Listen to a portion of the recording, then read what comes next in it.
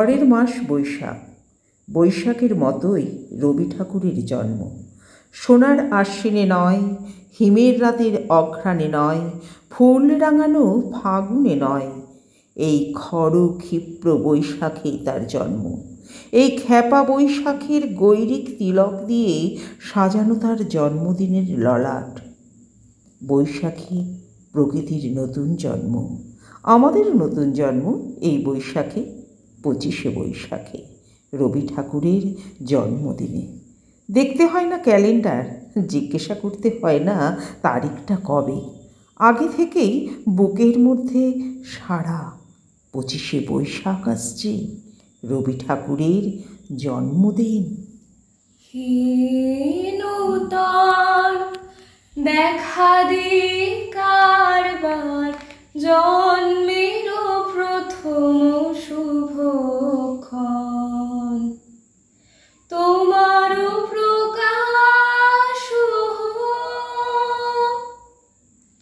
কুহেলিকা করি উদ্ঘাটন, সূর্যের মতন। হীনতার দেখা দি কারবার, জন্মের প্রথম শুভক্ষণ।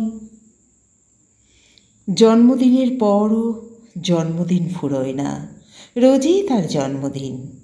25শে বৈশাখ রোজই, প্রতিদিন প্রতিনিয়তই তার সঙ্গে আমাদের চলাফেরা মেলামেশা।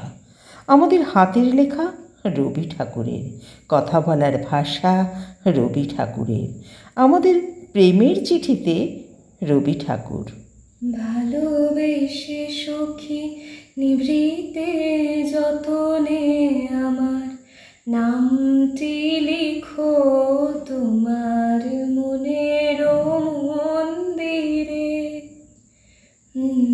ভালোবেসে সখী নিভৃতে যতনে আমার নামটি লিখো তোমার মনের মন্দিরে। আমাদের সংস্কৃতিকে মাটির কাছাকাছি এগিয়ে নিয়ে যাওয়ার সংকল্পে রবি ঠাকুর, আমাদের সভ্যতাকে দানবের হাত থেকে ছিনিয়ে নেওয়ার সংগ্রামে রবি ঠাকুর। আকাশে মাটিতে মনে এত যে বৃষ্টি পড়ে, তার ছন্দ রবি ঠাকুরের। বরিশধরা মাঝে শান্তির বাড়ি, বরিশধরা মাঝে শান্তির বাড়ি, শুষ্ক হৃদয় লয়ে আছে দাঁড়ায়, শুষ্ক হৃদয় লয়ে আছে দাঁড়ায়, ঊর্ধ্বমুখে নর নারী, বরিশধরা মাঝে শান্তির বাড়ি।